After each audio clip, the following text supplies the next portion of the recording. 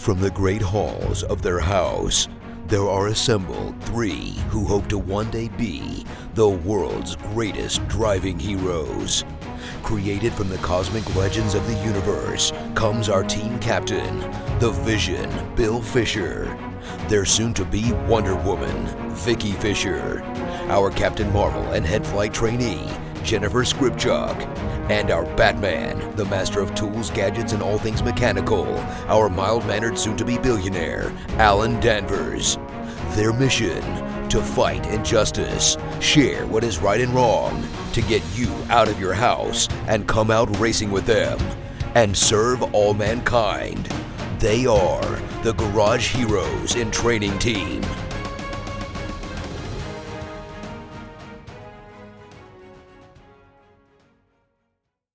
Dominating with Dawson. Captain's Log Supplemental.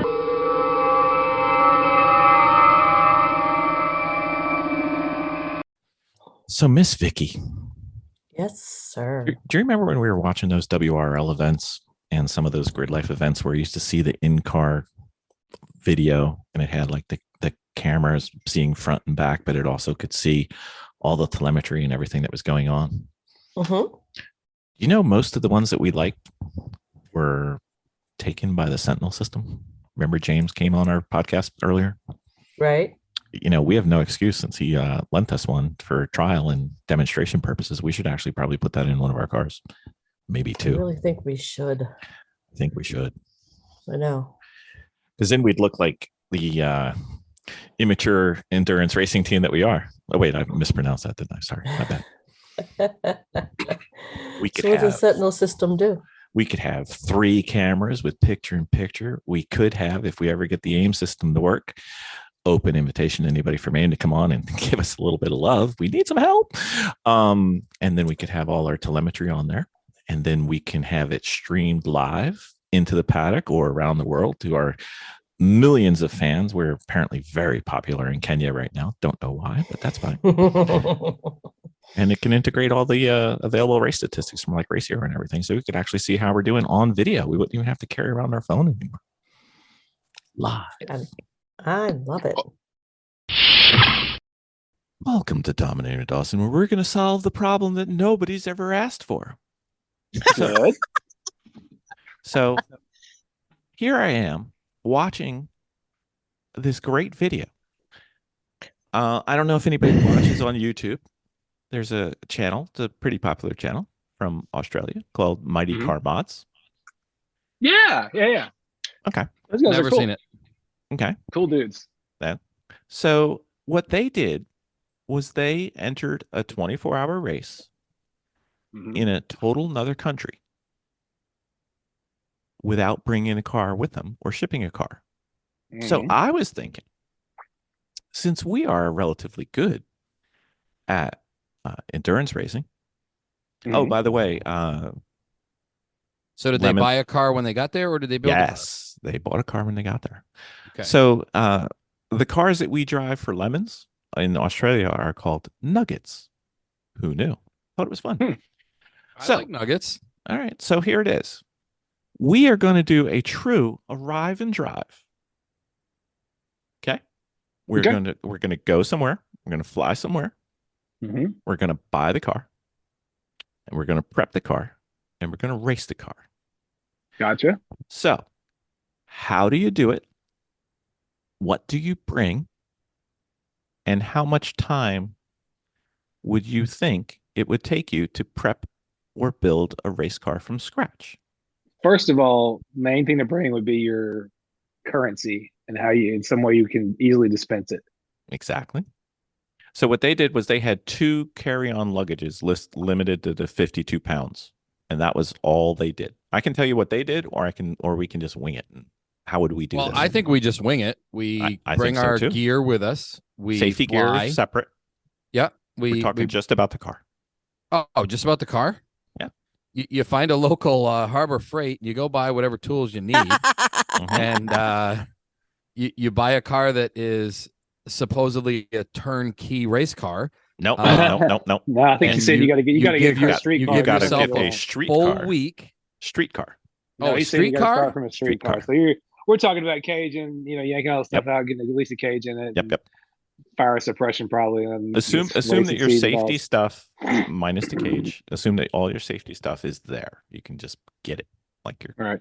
fire suppression and everything. Yeah, I mean, I'm not a good car constructor and terrible about thinking about this kind of stuff as the unbuilt Spec 46 keeps staring at me in my garage.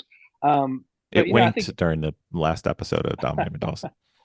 that was a cry for help, actually. So We can send Vicky down there.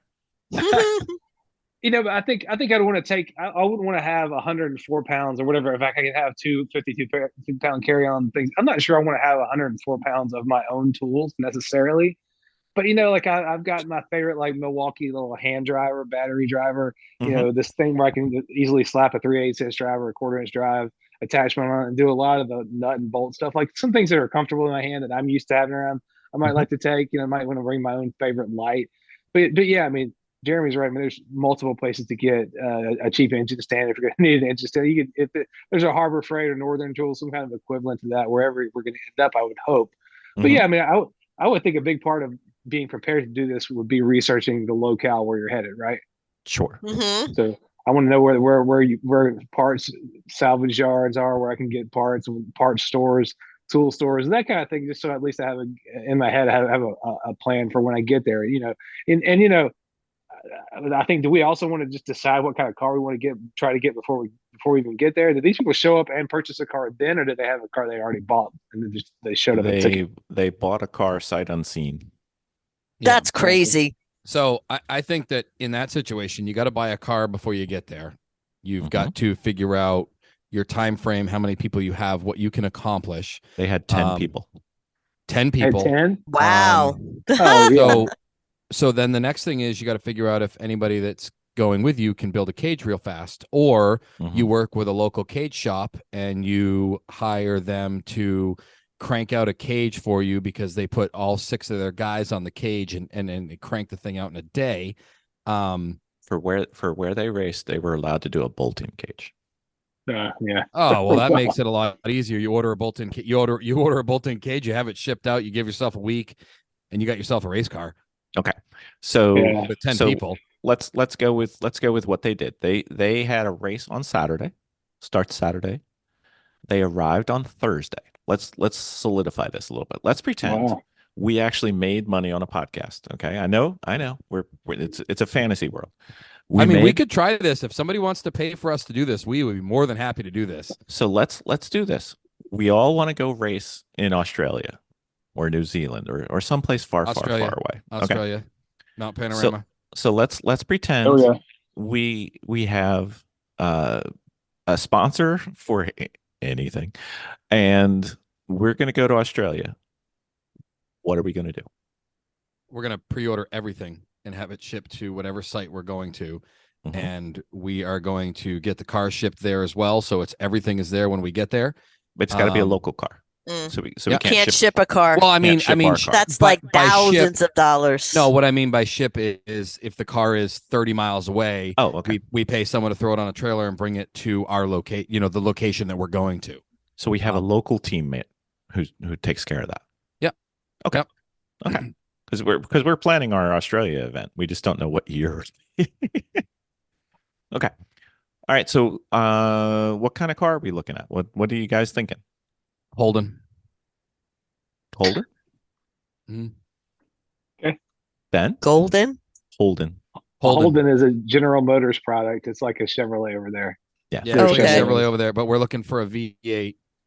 Oh, we're going Australia V8. Okay. We're that's the route we're going. Well, you want to say Ute. Say Ute. So you want it to be a Ute, don't you?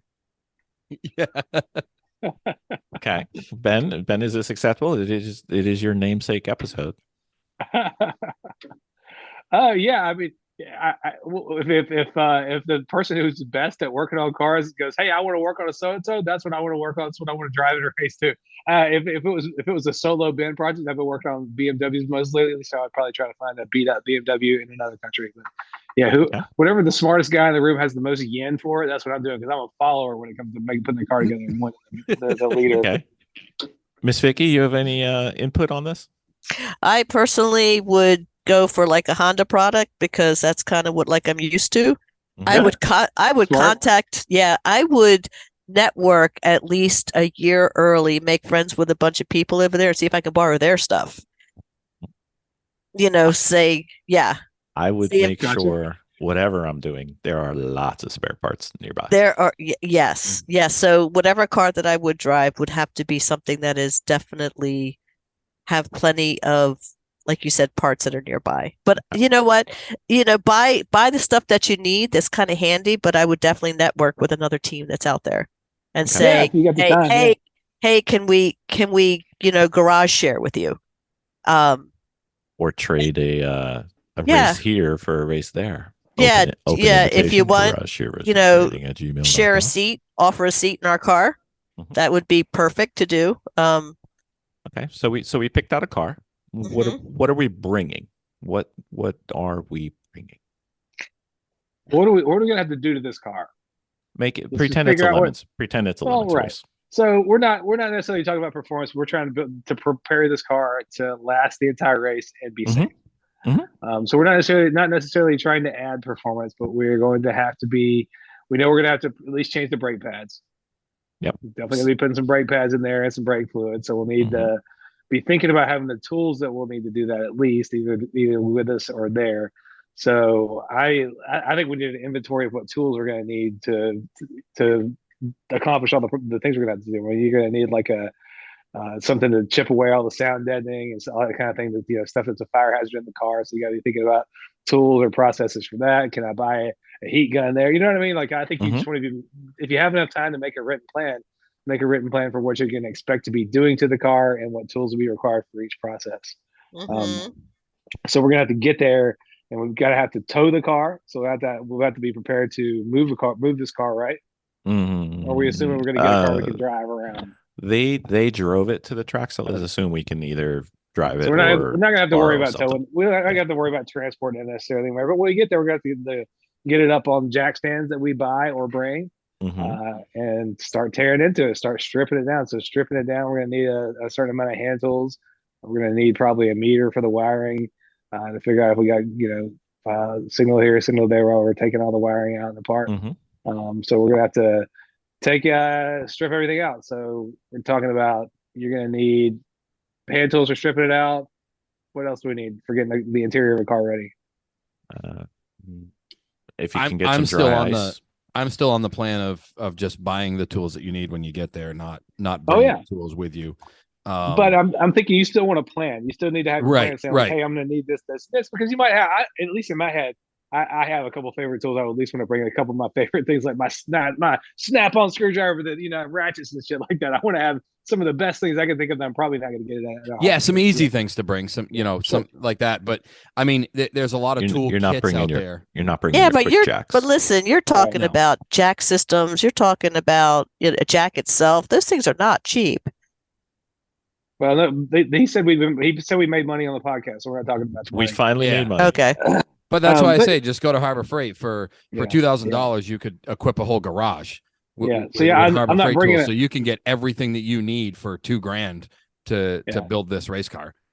Probably not even need. You won't even need to spend that much on tools. But no. I'm not bringing a pry bar, but I will buy a $3 one at Harbor Freight if I need one for this race car. But I mean, we talk about you're gonna have to take the seats out. You got to take the carpet out. You're probably gonna have to do something to get the sound deadening out. My preferred method is a heat gun, but other folks like to kind of put dry ice in there and chip it out that way. But you're gonna have to do. You're gonna have to seal up the places where fire could get to you inside the car. That's another consideration. Probably paint the inside a little bit. Let's see. We have to put race seats or a race seat in there. Yep. Race seat. Gosh, it sounds exhausting. I'm bringing the radios. That's what I'm going to put in my carry-on. I'm going to bring all the radios and there you go. Kill switch, couple little things like that. Depending on what their transponder system is that they use, we would bring our transponder. But if it doesn't work with their system, then we'd have to obviously buy one. I wouldn't even bring a steering wheel because we can just pull the airbag out of the factory steering wheel. If we're just doing a lemons car, Okay. Yeah, use a you know, stock wheel. we're going as simple as possible. Yeah, Got the thing. I wouldn't even worry about painting anything. Just got the darn thing. yeah, You know, probably. cut all the wires you don't need. Put the cage in it. Put all the safety equipment in it, and you know, make sure the thing is safe. You know, replace whatever needs to be replaced in terms of if it's got a broken spring or shocks are leaking, things like that. Replace all the brakes. It doesn't even matter if they look good. Replace them all. No, you want to put endurance racing brakes on it. If you're going to race something for 24 hours, that is unlike we always say in DE talk. It's time to put real race brakes on a car you expect to race 24 hours. Yep. Race brake pads. Let me be clear. Race brake pads. You should probably replace the rotors too, just to be safe. But yeah, that's what I mean. I don't mean a whole race braking system, just and good fluid pads for your car, and then of course the good and race juice and track fluid. Yep. High temperature brake fluid. High temperature brake fluid that has a very high boiling point is what we want to specify. Indeed. So yeah, buddy, right there. Fancy. So we got Jeremy some of that. showing us the fancy liquid Jeremy's Molly showing stuff. liquid Molly. Well, that's fine. Yeah. So Not I would the think party drug, not the party drug bill. I would think No, we no. need to bring any of the safety stuff that we need, just like the non-normal car stuff. You know, Do we like the fire the suppression? the kill switch, fire suppression, the harness, Radios, things Yep. things that Yes. things that aren't at a local. They're not OEM stuff. Things Yeah. that you would need a special racing supplier to be nearby, Yeah. which they're not going to be. You should assume Right. that you want to be doing this near some places where you can get parts for the car, but you should also Mhm. assume that there's not a racing supplier anywhere nearby. I think you're But right. That's a good point. The thing with that though, Bill, is that Summit ships worldwide. So if you have Yeah, but if you significant- don't have it, well, I mean, if you have a ton of time to plan Yeah. all this out, you could just order basically everything, have it shipped right to location. for sure. But I wouldn't count on a local supply. Right. Yeah. Right. You know, I'd want to be, you know, I want to make sure because we're going all this way. We want to race. We don't want to watch. Right. Yeah, I'm counting on a local supply of radiators, but not fire Exactly. bottles. Exactly. Yeah. So if we were to do this, and I think the answer depends, is it a caged car or not caged car? But let's assume that it's magically caged. How long would it Good. take? How long would it take for us to prep? The four of Uh, us or a crew of 10 people. Let's I say think eight to 10 if it's got the cage in it, and all we got to do is yank the stuff out and be ready to race. If the cage is already in there, we're not painting anything. I think we could show up on Monday and be racing on, practicing on Friday. Yeah. What do you think? What do you I mean, think, Jared? the right people. I know a few people that we would definitely bring. I think that if we were forced to fly in, if we had to race on Saturday and we were forced to fly in on Wednesday, I think we could get it ready for Saturday. Okay. Yeah. And a cage would add how many days? Like Well, a if it's cage that several. we'd If be it's a happy with. bolt-in cage, No, real Oh, cage. bolt-in. oh, a real No, cage. like a Oh well. God, we'd have to be there. Yeah, At least a week weekend. a week before. That's a 2-3 day process. Easy. Yeah, definitely. Easy. You want it, depending on how well you want to do it too. You And know, with all hands on board. And a good welder. Or Yeah. I two. mean, we're bringing Jim Whitley. If we got to weld in the cage, we're bringing Jim. Oh, got to bring Jim. He's the owner of Roll Cage Components. Yeah, Oh, that's He'll- the guy. yeah. He'll whip that thing up in 2 days, and that thing will be Yeah. amazing. That's where the Specky 46 is eventually going to go. I've heard nothing but excellent stuff about this company, Roll Cage Components. Oh, Ben, I brought my car to him and had him do my car. Oh yeah, I'm expecting to take the car too. Yeah. That one, no, I mean from New Hampshire. Like you Oh, can yeah. see it behind. You can see it behind. I'll show you pictures of it and stuff. Oh, that's a great looking cage of that car. I've seen it. I didn't know that guy did it, but yeah, I was definitely going to have him do mine too for sure. He bent our cage minus the door bars in the Civic as well. Nice. So, all right. So, what did we forget? Garage Heroes and Training at gmail.com. Is there a better way to do it? Garage We forgot Heroes and Training. tires. You know, we forgot to. I mean, obviously, we're not. You know, there's a lot of stuff that goes into prepping for a race weekend, and this is just kind of off the whim kind of thing. But I mean, there's a lot of stuff that is going to need to be done. You've got 2 or 3 days worth of planning to make sure that you have everything before you can even head over there, and hope and pray that you didn't forget anything. Like, you know what? like, just something easy and stupid, You know what? Luckily, one of us has an Excel spreadsheet which has everything in it. There you go. Spreadsheets are important for this kind of thing. Yep. We can do a plan. So if we forgot something, if you have a better idea, if you have ideas that would be different, if you want to sponsor this and see what we do, garageheroesandtraining@gmail.com. And if you want to add to Yeah. it to help us out, Exactly. Yeah. We're not against being bribed into doing this and then bringing you with us. That's fine too. no, not at all. Especially if we're going to That's right. Australia. Exactly. I will clear my calendar for Mount Panorama. That is like my dream. Yeah. 100% my dream. Gosh, listeners can't see Jeremy's eyes and face right I now. know. His But beard's he all looks happy. like he looks like an excited small child with a crazy long beard. Doesn't That's what he? He looks like. He looks like a so excited. 10-year-old getting He's ready so- to kind of like hit the dirt trails on a dirt God. bike. Yeah. He is so jacked up talking about Australia right now, listener. I got to tell you. No, His you have no beard. idea. In my garage, when I'm working in my garage, I always have replays of Bathurst 12-hour, Bathurst 24-hour, like V8 supercar races at yeah, I'm not even kidding. I thought you were going to enjoy say that Steve track. Irwin. I thought you were going to be like, I'm always watching Steve Irwin out here. Steve Irwin's amazing. No, I'm always watching that track. I honestly, and people probably going to think I'm crazy, but I would, if I had to pick that or the ring, I would pick that over the ring. Yeah, 100%, 1,000% much more enjoy driving Mount Panorama than there. I don't care about Nürburgring. I would love to go slam around that place. Going down the hill, give me a car with some horsepower. I need to hit 200 going down the hill, big guy. I love that. Amazing. Well, so since we have split off into something way more fun than talking about building a beater at a racetrack, are you excited about Shane Van Giersbergen coming to NASCAR? Oh, I didn't know he was coming to NASCAR. He sure is. I don't know about full time, but he had a couple good races last year on road courses. And they're like, guess what? I'll be doing a lot more this year, so that's exciting. Who's your favorite V8 supercar star? Who's your favorite driver?